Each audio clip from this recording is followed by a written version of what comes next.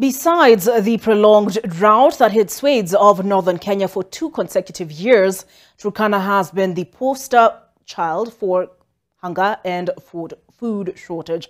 But as our reporter Ruth Munyi explains, that narrative could be rewritten if concerted efforts by development partners in drought and climate crisis mitigation bear fruit. Take a look. Deep in the heart of Nakudukwe village in Turkana County, we meet Veronica Adopuru. She's busy fetching firewood to prepare a lunch meal for her family. Here, water is precious, and therefore wasting it is not an option for her.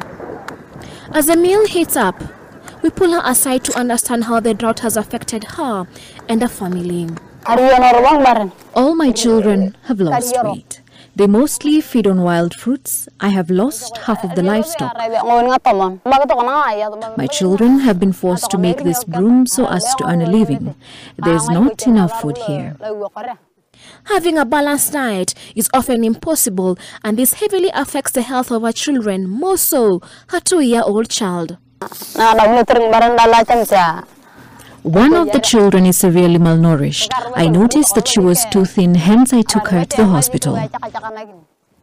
She hopes the government will have a lasting solution to cushion the communities against starvation. I hope the county government will invest in irrigation so that we have enough food throughout all seasons.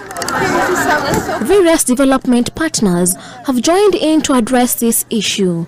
Representatives of key donor countries supporting the response to drought and climate crisis in Kenya came together to review how the support extended by the UN agencies is helping affected children and families. This mission is about understanding the context and talking and deliberating and coming up with doable practical solution for a long-term resilience strategy for Assal region, especially prioritizing the focused priority counties in Assal. I'm so thankful that we, Sweden, coming from a country up north, can participate in the lives and the development of the people here, and that we're welcome, and that we learn so much from the communities here who have been living here under such hard conditions for so many years. Part of the projects that UNICEF is carrying out is by having outreach programs within the communities here in Nakudukwe village. This site itself is testimony to the fact that people are in need of help. You can see about 1,000 odd people, women and children have gathered here to avail the services, and so therefore the need is pretty much the same or has gone higher. And you can see that there is an issue of water crisis as much as there is an issue of food availability.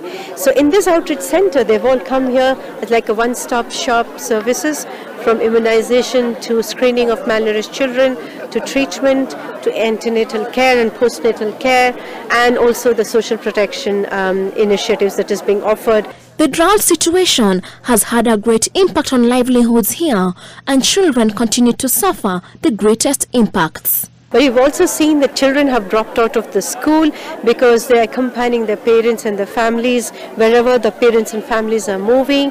We've also heard about the protection issues, especially among girls. The child marriages has gone up, the teenage pregnancies have gone up, the issues of FGM has also increased manifold. Despite recent rains, the situation of children and families in drought-affected areas of Kenya remains critical.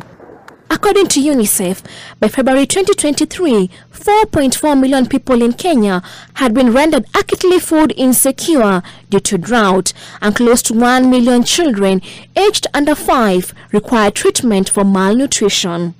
This represents a notable spike from last year against 3.5 million people and over 800,000 children respectively in July.